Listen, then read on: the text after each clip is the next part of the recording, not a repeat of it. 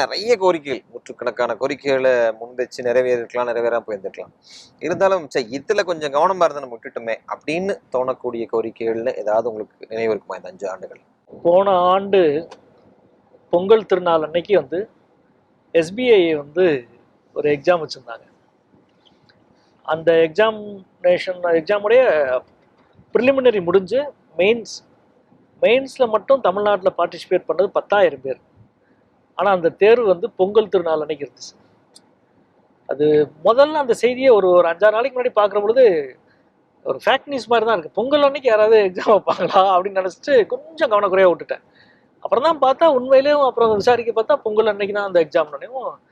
இது எப்படியாவது நிறுத்தி ஆரம்பிட்டு உடனே அன்னைக்கே நான் அமைச்சருடைய கவனத்துக்கு கொண்டு போகிறதுக்கான ஏற்பாடுகள் பண்ணிட்டேன். அடுத்த நாள் ரிசல்ட் வரும்னு பார்க்குறேன், வரலன்ட்டு இமீடியட்டாக நான் சென்னைக்கு வந்து எஸ்பிஐடைய தலைமைச் செயலகத்துக்கே போயிட்டேன்.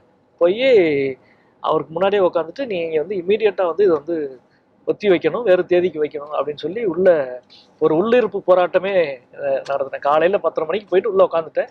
மதியத்துக்கு பிறகு இந்த தகவல் கேள்விப்பட்டு தென் சென்னை எம்பி தமிழச்சி தங்கப்பாண்டியன் அவர்கள், அப்புறம் வந்துட்டு நம்முடைய தொல் திருமா அவர்கள், அப்புறம் வந்து ஜெயக்குமார், இப்படி வந்து மற்ற ஒரு 3-4 எம்பிக்கள் வந்துட்டாங்க. இரவு 10:30 மணி வரைக்கும் இந்த போராட்டம் நடந்தது. அப்புறம் தமிழக முதல்வர் அவர்கள் தலையிட்டாங்க. அவங்களும் நிதியமைச்சர்கிட்ட பேசினாங்க. அவங்க வந்து நிதியமைச்சர் வந்து எல்லா இடங்களுக்கும் தேர்வு போயிடுச்சு, தேர்வுத்தாள் போயிடுச்சு, தேர்வு மையம் எல்லாம் செலக்ட் பண்ணிட்டோம், இனி இப்படி பண்ண முடியாது, எனவே இனிமேல் இந்த தவறு நடக்காமல் பார்த்துக்கிறேன் அப்படின்னு. இவ்வளவு பெரிய ஒரு சிரமத்துக்கு உள்ளாயிட்டாங்க தமிழ்நாட்டு மாணவர்கள்.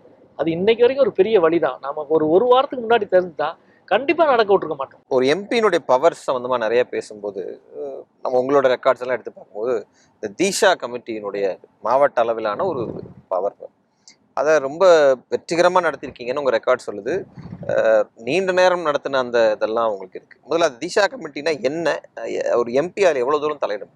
ஒரு எம்பிக்கு நிர்வாகத்தில் என்ன இடம் இருக்கு என்று வருகிற பொழுது மாவட்ட வளர்ச்சி மற்றும் ஒருங்கிணைப்பு குழு, அதுதான் தீசான்னு சொல்கிறோம். முன்னாடி வந்து அது கண்காணிப்பு குழு என்ற பேரில் இருந்துச்சு, விஜிலன்ஸ் கமிட்டின்னு இருந்துச்சு.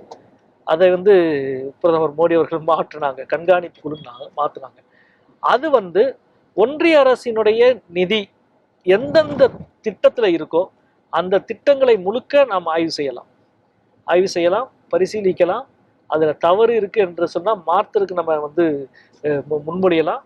தப்பு ஏதாவது நடந்திருக்கு அப்படின்னு சொன்னால் நம்ம எந்த ஒரு உயர்மட்ட விசாரணைக்கும் வந்து முன்மொழியலாம், யாரையும் சம்மன் பண்ணி வர சொல்லலாம். அவ்வளவு அதிகாரம் கொண்ட ஒரு மிக முக்கியமான ஜனநாயக அமைப்பு தான் வந்து மாவட்ட வளர்ச்சி மற்றும் கண்காணிப்பு குழு. உங்களோட அனுபவத்துல நீங்க கேள்விப்பட்ட வகைகள்ல இந்த திஷா மீட்டிங்க பவர்ஃபுல்லா எந்த அளவுக்கு நீங்க பயன்படுத்தி நினைக்கிறீங்க? வேற இடங்கள் இது நடக்குதா?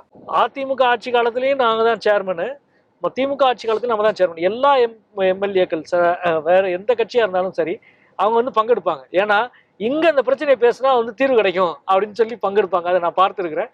அதுதான் நம்மளுடைய ஒரு வெற்றின்னு நினைக்கிறேன். கண்டிப்பா மதுரை மாவட்டத்திற்கு, மதுரை தொகுதிக்கு திசா மீட்டிங் மூலமா நிறைய நல்ல விஷயங்கள் நடந்திருக்கு. குறிப்பா 100 நாள் வேலையில மற்ற எங்கேயும் விட இங்க வந்து ஜாப் கார்டு அதிகமா வாங்கியிருக்கிறோம், அதிகமான பேருக்கு வேலை கொடுத்துருக்குறோம், அதிகமான நிதியை கடைக்கோடி கிராமங்களுக்கு கொண்டு போய் சேர்த்துருக்கிறோம். இப்படி நிறைய விஷயங்கள்னால வந்து திசா மீட்டிங்னால் நடந்த விஷயங்கள்னு நான் சொல்ல முடியும்.